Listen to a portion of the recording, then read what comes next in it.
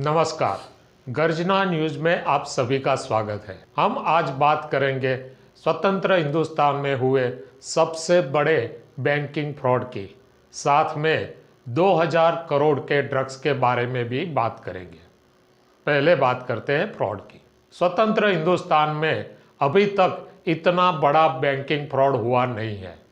CBI ने ABG shipyard के chairman और मैनेजिंग डायरेक्टर ऋषि कमलेश अग्रवाल को गिरफ्तार किया है। उसका कारण है एबीजी शिपयार्ड ने बैंकों को 22,784 करोड़ का चूना लगाया है। उनमें बहुत सारी बैंकें आती है। 2012 से ये खेल शुरू हुआ था। सीबीआई ने executive director Santhanam Muthaswamy, director Ashwini Kumar Agarwal, Sunil Agarwal और रवि विमल नेवेटिया को भी गिरफ्तार किया है।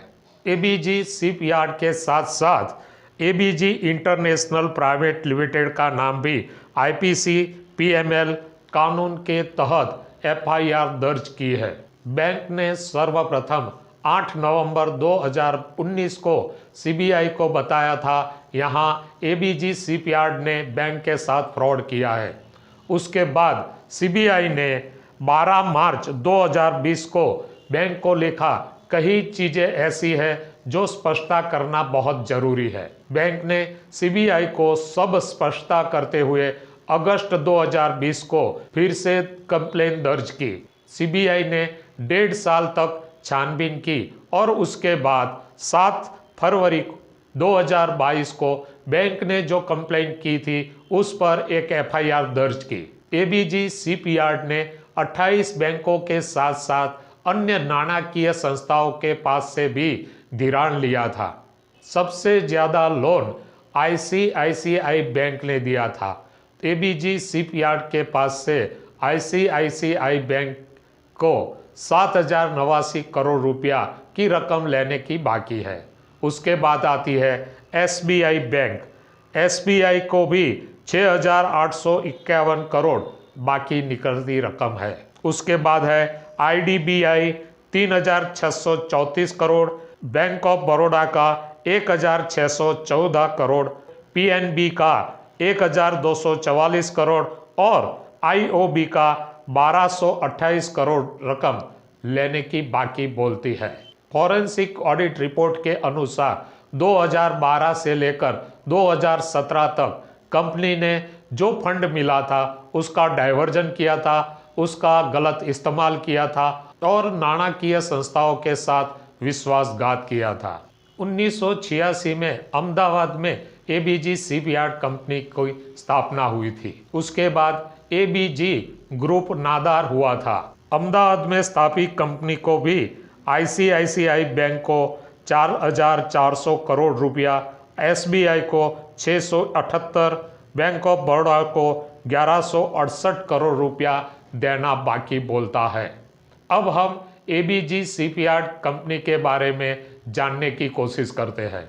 एबीजी शिपयार्ड गुजरात में दहेज और सूरत में शिप बिल्डिंग का काम करती है। 2010 में वेस्टर्न इंडिया शिपयार्ड का अधिग्रहण करने के बाद ये कंपनी भारत की सबसे बड़ी शिप बिल्डिंग कंपनी बन गई थी। 2011-12 को यह कंपनी को फाइनेंशियल क्राइसिस खड़ी हो गई। सीडीआर स्कीम की तहत कई बैंकों ने बाकी रकम को बहुत बड़ा हिस्सा मूव ऑन किया और दूसरा फंड देकर कंपनी के साथ इक्विटी बनाई। 2013 में कंपनी ने बैंक और अन्य नाणाकीय संस्थाओं के साथ मिलकर रिकंस्ट्रक्शन किया और कंपनी का पूरा कंट्रोल बैंकिंग सिस्टम के साथ चला गया और 18 महीने की मुद्दत के बाद नया धिराण आया था। लेकिन नए फाइनेंसर ये कंपनी में फाइनेंस करना नहीं चाहते थे। 2015 में एबीजी शिपयार्ड कंपनी की फाइनेंशियल कंडीशन बहुत ही खराब हो गई और लेंडर्स ने अपने बाकी रकम जाने दी। और आश्चर्य की बात यह है, पीपावाव डिफेंस को खरीदने में एबीजी शिपयार्ड ने बोली लगाई थी, जिसमें अनिल अंबानी की कंपनी ने मैदान मार लिया था। अभी जो एबीजी शिपयार्ड की नादार प्रक्रिया चल रही है, तब अनिल अंबानी की कंपनी एबीजी शिपयार्ड को खरीदने में इंटरेस्ट रखती है और प्रयत्नशील भी है।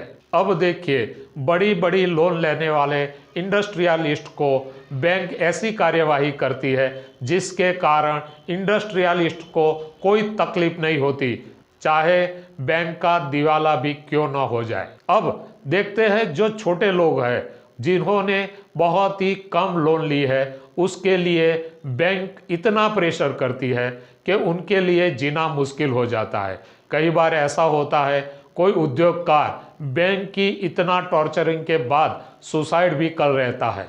कोरोना के समय ऐसा बहुत कुछ हुआ था, लेकिन जब केंद्र सरकार ने मेरिटोरियम की सिस्टम दाखिल की, उसके बाद जो फिर से बैंक वालों ने हफ्ता शुरू किया, तो ये मेरिटोरियम वाले जो पीरियड था उसका इंटरेस्ट इतना ज़्यादा ले रहे हैं। तो अगर ये जो सामान्य लोन धारक है उसके लिए नियम अलग होते हैं और जो बड़े लोन धारक है उसके लिए भी नियम अलग होते हैं। तो ऐसा क्यों? इसीलिए मिडिल क्लास और गरीब लोगों को सुसाइड करने के लिए वो लोग मजबूर कर देते हैं। अब बात करते हैं गुजरात के पोरबंदर में अभी तक का सबसे बड़ा ड्रग्स का जत्था पकड़ा गया। उसकी कीमत मानी जाती है 2000 करोड़ रुपया। माना जाता है दुबई स्थित पाकिस्तानी ड्रग्स माफिया ने अफगानिस्तान में बने ड्रग और ईरान में रिफाइन किया हुआ जत्था हिंदुस्तान भेजा था।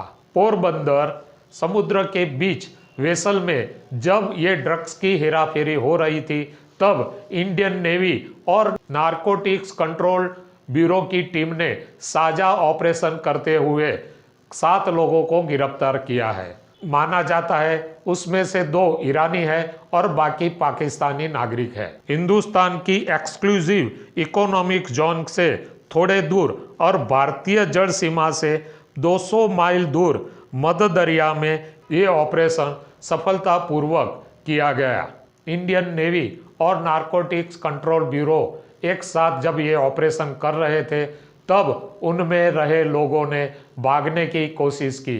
वो लोग अलग अलग बोट में भागने की कोशिश करते थे, तब इंडियन नेवी ने वो सबको गिरफ्तार कर लिया था। माना जाता है ये ड्रग्स में से 529 किलो हशीश और 13 किलो हेरोइन हिंदुस्तान में रखने का था और 234 किलो मैद श्रीलंका के लिए रवाना करने का था।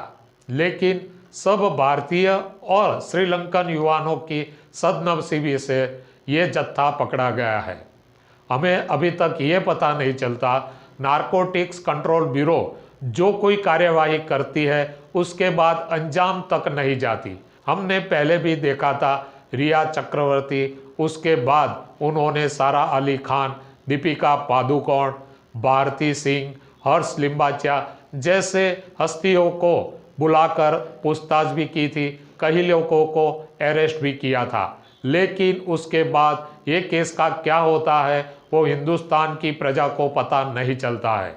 शाहरुख खान का बेटा आर्यन खान की भी गिरफ्तारी हुई थी, लेकिन उसके बाद क्या होता है, केस की क्या प्रगति है, वो भी हिंदुस्तान की प्रजा को पता नहीं चलता है। इसीलिए सब समीर वानखेड़े को शक की नज़र से देखते हैं आगे क्या होता है। धन्यवाद।